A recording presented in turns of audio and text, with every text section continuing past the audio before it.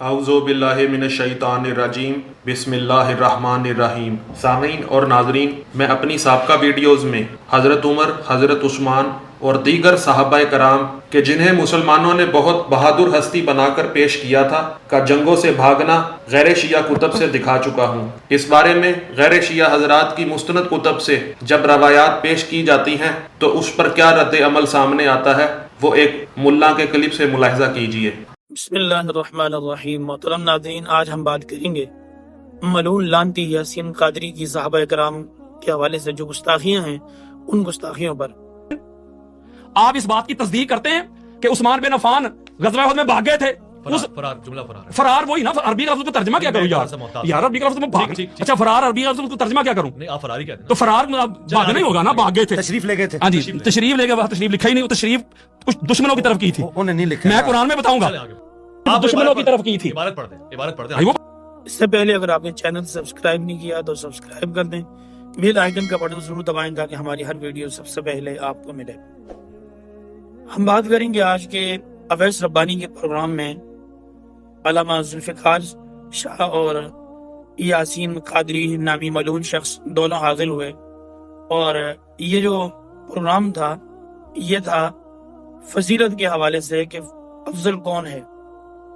علمی مذاکرہ کے نام سے یا علمی مباحثہ کے نام سے یہ پروگرام تھا۔ اس پروگرام کے اندر اس بدبخت انسان نے جس طریقے سے حضرت فاروق اعظم رضی اللہ تعالیٰ عنہ اور حضرت عثمان ذی النورین کی گستاخی کی ہے، وہ قابل گرفت ہے، قابل مذمت ہونے کے ساتھ ساتھ۔ اور سر عام اس نے جو الفاظ استعمال کیے ہیں، پہلی بات تو یہ ہے ہمیں کوئی ضرورت نہیں ہے کہ ہم اس پر کوئی صفائی پیش کریں اور صفائی کے لیے کوئی دلیل لے کر آئیں،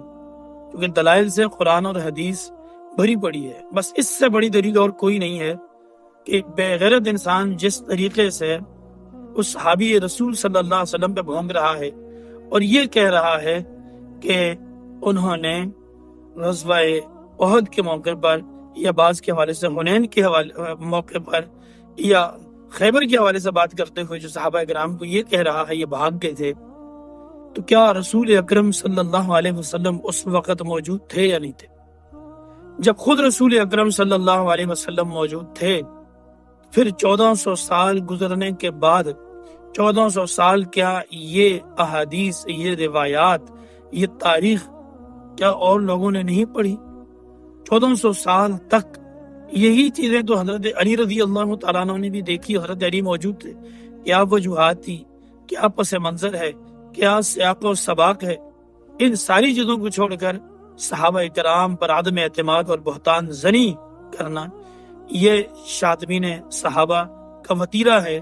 کہ کسی بھی طرح سے وہ ایک خاص فرقے کے ٹکڑوں پر پلتے ہوئے وہ ان کے ٹکڑوں کا حق ادا کرتے ہوئے وہ لوگوں کے دلوں میں اصحاب رسول سے بے وفائی اور عدم اعتماد پیدا کرے۔ اور اس شخص نے جو آیت پڑھ کر سورہ انفال کی، یا ایھا الذین آمنوا اذا لقیتم الذین کفروا زحفا فلا تولوهم الادبار، یہ آیت اس بے علم، کم عقل بدبخت انسان کو یہ بھی معلوم نہیں ہے کہ یہ آیت تو جنگ بدر کے بعد، بدر کے حوالے سے نازل ہوئی ہے، اور بدر سے پہلے اللہ تعالیٰ نے یہ رسول اکرم صلی اللہ علیہ وسلم کے ذریعے سے اصحاب بدر کو، کیونکہ یہ پہلا معرکہ تھا اور یہ سمجھایا گیا تھا کہ اس میں فلا تولوہم الادبار، پیٹھ پھیر کر نہ جانا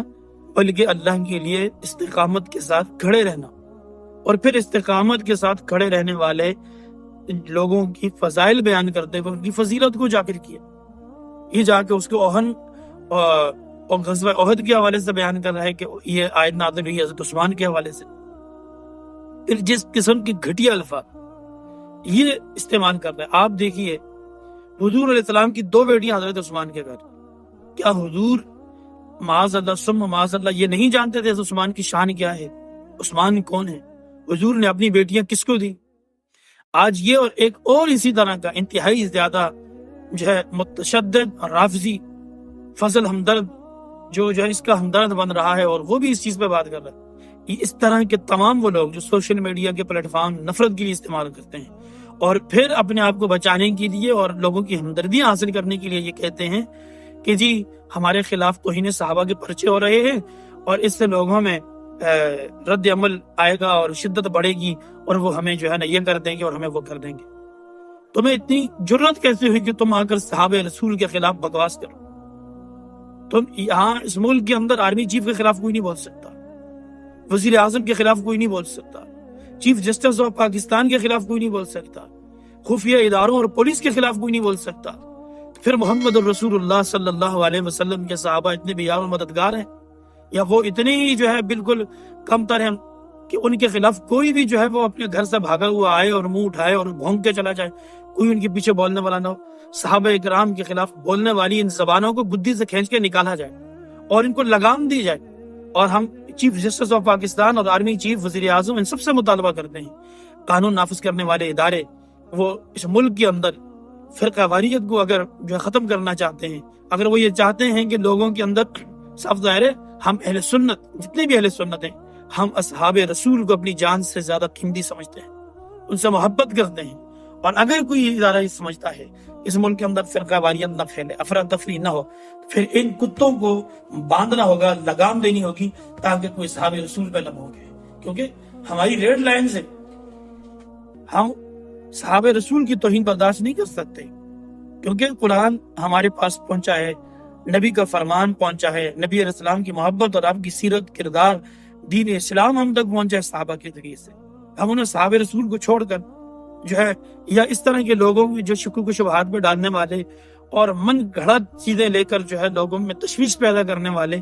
وہ سوشل میڈیا پہ کھلے عام گستاخیاں کرتے پھریں, کوئی پوچھنے والا نہ ہو. اس پر ایک تو ادارے نوٹس لیں, فوری طور پر یاسین قادری نامی ملعون شخص کو گرفتار کیا جائے, اور اس کو گرفتار کرنے کے بعد جو ہے اس طرح کے جتنے لوگ ہیں جو صحابہ رسول کے خلاف, دیکھیں شیعہ سنی یا شیعوں سے اس کے علاوہ اور کوئی جھگڑا نہیں ہے, کسی کی ذات سے کوئی دشمنی اور نفرت نہیں ہے, صرف یہی ہے. اہل تشیع حضرات بھی اس چیز کو اس ملک کے اندر بھانپ گئے اور جانتے ہیں. وہ بھی جو ان کے جو علماء ہیں وہ بھی اس طرح کی گستاخیاں نہیں کرتے, اس طرح کی بات نہیں کرتے. اگر کوئی آواز اٹھتی ہے تو ان کے لوگ ہی ان میں ملوم مدون کرتے ہیں, لان دان کرتے ہیں, انہیں روکتے ہیں کہ اہل سنت کی میجورٹی ہے, یہاں اہل سنت یہ لوگ رہتے ہیں کہ دل آزاری کر رہے ہیں, ہمارے مقدسات ہیں, ان مقدس شخصیات کے خلاف آپ بھونگو گے تو ہم خاموش نہیں رہیں گے. لیکن اہل سنت کی لبادے میں اس طرح کے چیلے چمچے اور بیرونی فنڈنگ پہ پلنے والے لوگ وہ اس ملک کے اندر علن اعلان وہ اصحاب رسول پر بھونکے اور زبانیں خاموش ہو جائیں, ایسا نہیں ہو سکتا. کیونکہ ہماری ریڈ لائن صحابہ کرام ہے, اس پر ہم کسی بھی صورت میں چپ نہیں رہیں گے اور برداشت نہیں کریں گے. تو ایک تو عوام سے پرزور احتجاج کریں, مطالبہ کریں, جب تک یہ لوگ جیلوں میں نہیں چلے جاتے, ان کو قرار واقعی سزا نہیں مل جاتی, تب تک خاموش نہ بیٹھے. اور دوسری طرف جو ہے ارباب اقتدار اور اختیار سے ہے کہ وہ اس طرح کے ٹی وی چینل, اس طرح کے اینکر اور اس طرح کے جو ہے جتنے بھی پروگرام کرنے والے جو نام نہاد اسکالر ہیں ان پر پابندی لگائی جائے اور انہیں بالکل بینڈ کیا جائے اس ملک کے اندر, تاکہ جو محبت رواداری کی فضا ہے وہ قائم رہے اور نفرتوں کو یہاں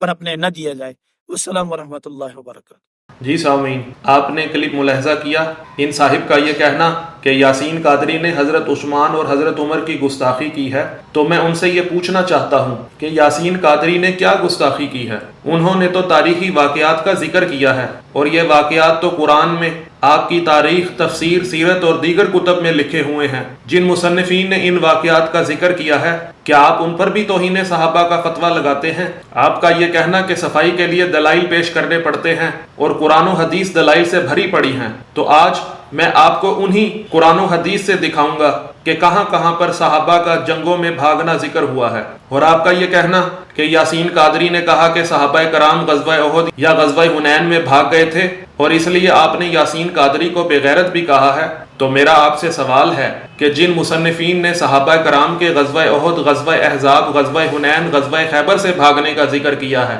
کیا آپ ان کو بھی بے غیرت کہیں گے؟ کیا آپ تفسیر در منصور کے مصنف اپنے امام جلال الدین سیوطی کو بھی بے غیرت کہیں گے کہ جنہوں نے عمر اور عثمان کے جنگ احد میں بھاگنے کا ذکر کیا ہے؟ کیا آپ دیوبندی اشرف علی تھانوی کو بھی بے غیرت کہیں گے جنہوں نے اپنی تفسیر بیان القرآن میں صحابہ کے بھاگنے کا ذکر کیا ہے؟ کیا آپ بریلوی غلام رسول سعیدی کو بھی بے غیرت کہیں گے جنہوں نے اپنی تفسیر بیان القرآن میں صحابہ کے بھاگنے کا ذکر کیا ہے؟ کیا آپ صحابی رسول قرآن کے اولین مفسر عبداللہ ابن عباس کو بھی بے غیرت کہیں گے جنہوں نے اپنی تفسیر ابن عباس میں صحابہ کے بھاگنے کا ذکر کیا ہے؟ کیا آپ مفتی اعظم پاکستان محمد شفیع دیوبندی کو بھی بے غیرت کہیں گے کہ جنہوں نے اپنی تفسیر معارف القرآن میں صحابہ کے بھاگنے کا ذکر کیا ہے؟ کیا آپ ڈاکٹر اسرار احمد کو بھی بے غیرت کہیں گے کہ جنہوں نے اپنی تفسیر بیان القرآن میں صحابہ کے بھاگنے کا ذکر کیا ہے؟ کیا آپ محمد لقمان سلفی کو بھی بے غیرت کہیں گے کہ جنہوں نے اپنی تفسیر تحسیر البیان لے بیان القرآن میں صحابہ کے بھاگنے کا ذکر کیا ہے؟ کیا آپ صوفی عبد الحمید سواتی دیوبندی کو بھی بے غیرت کہیں گے کہ جنہوں نے اپنی تفسیر معالم العرفان میں صحابہ کے بھاگنے کا ذکر کیا ہے؟ کیا آپ اپنے امام ابو محمد حسین بن مسعود بغوی کو بھی بے غیرت کہیں گے کہ جنہوں نے اپنی تفسیر بغوی میں صحابہ کے بھاگنے کا ذکر کیا ہے؟ کیا آپ اپنے امام ابو عبداللہ محمد بن احمد بن ابو بکر قرطبی کو بھی بے غیرت کہیں گے کہ جنہوں نے اپنی تفسیر بغوی میں صحابہ کے بھاگنے کا ذکر کیا ہے؟ کیا آپ اپنے شیخ الاسلام ثناء اللہ امرتسری کو بھی بے غیرت کہیں گے کہ جنہوں نے اپنی تفسیر ثنائی میں صحابہ کے جنگوں سے بھاگنے کا ذکر کیا ہے؟ کیا آپ ملا محمود الحسن اور ملا شبیر احمد عثمانی دیوبندی کو بھی بے غیرت کہیں گے کہ جنہوں نے اپنی تفسیر عثمانی میں صحابہ کے جنگوں سے بھاگنے کا ذکر کیا ہے؟ کیا آپ عبداللہ بن احمد نصفی کو بھی بے غیرت کہیں گے کہ جنہوں نے اپنی تفسیر مدارک التنزیل میں صحابہ کے جنگوں سے بھاگنے کا ذکر کیا ہے؟ اگر یہ سب صحابہ کے جنگوں سے بھاگنے کا ذکر کرنے سے بے غیرت نہیں بنتے تو یاسین قادری بے غیرت کیوں ہے؟ اور آپ کا یہ کہنا کہ 1400 سال گزر گئے مگر کسی کو یہ احادیث نظر نہ آئی لیکن یاسین قادری کو مل گئی، تو جناب اس کا جواب یہ ہے کہ آپ کے ملا ہمیشہ سے حق کو چھپاتے آئے ہیں چونکہ ان کے عقائد کی عمارت باطل پر کھڑی ہے۔ آپ کے ملا کتابیں نہیں پڑھتے، اگر وہ کتاب پڑھ لیں گے تو ان کو حقیقت معلوم ہو جائے گی، ان میں سے جو حرام زادے ہوں گے وہ حقیقت قبول نہیں کریں گے اور جو حلال زادے ہوں گے وہ حق کو اپنے گلے کا تعویذ بنا لیں گے۔ آپ لوگ ہمیشہ لوگوں کو شیعان علی کے خلاف بھڑکاتے آئے ہیں، انہیں کافر قرار دلواتے آئے ہیں، انہیں قتل کرواتے آئے ہیں، ان پر پتھراؤ کرواتے آئے ہیں، ان پر اینٹیں چلاتے آئے ہیں، ان کو گستاخ، رافضی، بدبخت اور جانے کیا کیا کہتے آئے ہیں، تھانوں میں توہین صحابہ کے پرچے کٹواتے آئے ہیں، گورنمنٹ سے کہہ کر ہماری زبان بندی کرواتے آئے ہیں۔ مگر آج سوشل میڈیا کا دور ہے، اللہ رب العزت نے حق کی سربلندی کے لیے ایسا سامان پیدا کر دیا ہے کہ آج گھر گھر سے صدائے حق بلند ہو رہی ہے اور آج لوگوں کے سامنے حقائق بیان کیے جا رہے ہیں جس سے آپ لوگوں کی اصلیت معلوم ہوتی جا رہی ہے اور آپ کے بچے آپ کے جھوٹ سے متنفر ہو کر شیعہ ہوتے جا رہے ہیں۔ ہم شیعان علی کا تن صحابی رسول صلی اللہ علیہ وآلہ وسلم سے بے وفائی اور عدم اعتماد کا درس نہیں دیتے، بلکہ ایسے صحابہ کرام رضوان اللہ علیہم اجمعین جو نبی معظم صلی اللہ علیہ وآلہ وسلم کے فرما بردار ہیں، ان کے جانثار ہیں، جنہوں نے نبی معظم کی زندگی میں اور ان کے بعد ان کے اسوہ حسنہ کو اپنے گلے کا تعویذ بنا لیا اور اس پر عمل پیرا ہوئے اور رسول معظم صلی اللہ علیہ وآلہ وسلم کی آل سے محبت کی اور ان کی تائید کی اور ان کی مدد کی، تو ایسے صحابہ کرام رضوان اللہ علیہم اجمعین و علیہ السلام کو ہم انتہائی عزت اور احترام کی نگاہ سے دیکھتے ہیں۔ ایسے صحابہ میرے دل کا چین ہیں، میرے آنکھوں کی ٹھنڈک ہیں۔ ہم لوگ صحابی رسول ابو ذر غفاری، عمار یاسر، حجر بن عدی، سلمان فارسی، مقداد اور دیگر صحابہ کو عزت اور احترام کی نگاہ سے دیکھتے ہیں۔ اور آپ کا یہ کہنا کہ نبی معظم صلی اللہ علیہ وآلہ وسلم نے اپنی 2 بیٹیوں کی شادی حضرت عثمان سے کی تھی، تو پہلے تو آپ نبی معظم صلی اللہ علیہ وآلہ وسلم کی 4 بیٹیاں ثابت کریں، جبکہ میں اپنے چینل مبلغ اعظم مشن میں کئی ویڈیوز میں نبی معظم صلی اللہ علیہ وآلہ وسلم کی واحد بیٹی سیدہ فاطمہ صلوات و سلام اللہ علیہا کا ہونا ثابت کر چکا ہوں اور انشاءاللہ ثابت کرتا رہوں گا۔ اگر بیٹیاں دینا ہی آپ کے نزدیک قابل احترام ہے تو آپ کی کتب میں تو لکھا ہوا ہے کہ نبی معظم صلی اللہ علیہ وآلہ وسلم کی 2 بیٹیوں کی شادی پہلے کافروں سے ہوئی تھی۔ اعلان نبوت کے بعد چونکہ وہ ایمان نہیں لائے اس لیے ان بیٹیوں نے ان کافروں سے طلاق لے لی تھی، تو کیا آپ ان کافروں کا بھی احترام کریں گے؟ بالکل نہیں۔ اور آپ کا یہ کہنا کہ صحابہ کرام کے خلاف بولنے والوں کی زبانوں کو گدی سے کھینچ کر نکالا جائے، تو ایسا نہ تو نبی معظم صلی اللہ علیہ وآلہ وسلم نے حکم دیا ہے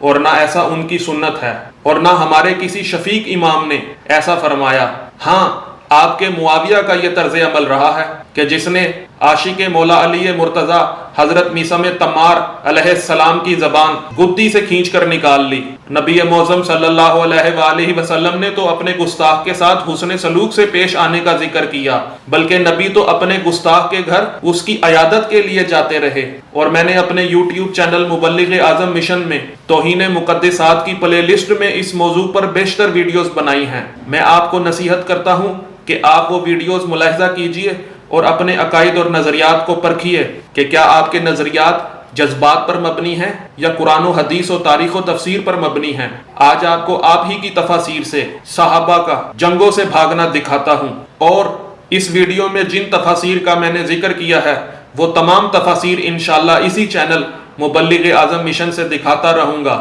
تاکہ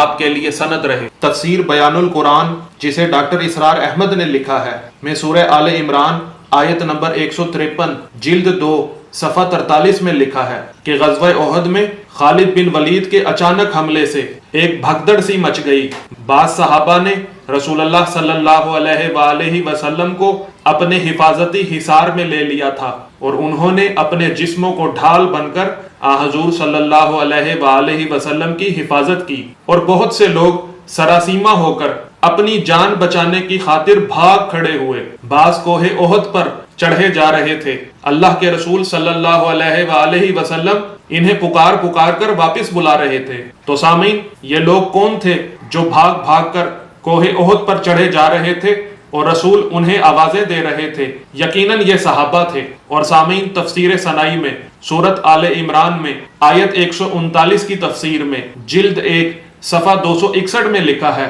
کہ تم یعنی صحابہ سخت غلطی کر رہے تھے جب تم بھاگے ہوئے چڑھے جا رہے تھے اور پھر کسی کو نہ دیکھتے تھے، اور اللہ تعالیٰ کا رسول تم کو پیچھے سے بلا رہا تھا۔ اور سامعین، تفسیر سنائی جلد 1 صفحہ 557 میں سورہ توبہ آیت نمبر 25 کا ترجمہ کرتے ہوئے ملا ثناء اللہ امرتسری نے لکھا کہ مسلمانوں، تمہیں خوب یاد ہوگا اللہ تعالیٰ نے تم کو کئی ایک مواقع میں مدد دی، خاص کر جنگ حنین کے روز مدد پہنچائی، جو واقعی اللہ تعالیٰ کی قدرت کا ایک کرشمہ تھا، جب تم اپنی کثرت پر مغرور ہو گئے تھے اور یہ سمجھے تھے کہ آج ضرور ہی ہماری فتح ہے، اور کس قدر اللہ تعالیٰ کی طرف سے بے نیاز ہوئے تو تمہاری وہ کثرت کسی کام نہ آئی۔ تم ایسے مضطرب ہوئے، تم ایسے پریشان ہوئے کہ الامان، اور زمین باوجود فراخی کے، باوجود کشادگی کے تم پر تنگ ہو رہی تھی، پھر تم پیٹھ دے کر میدان جنگ سے بھاگ نکلے۔ اور سامعین، تفسیر بغوی میں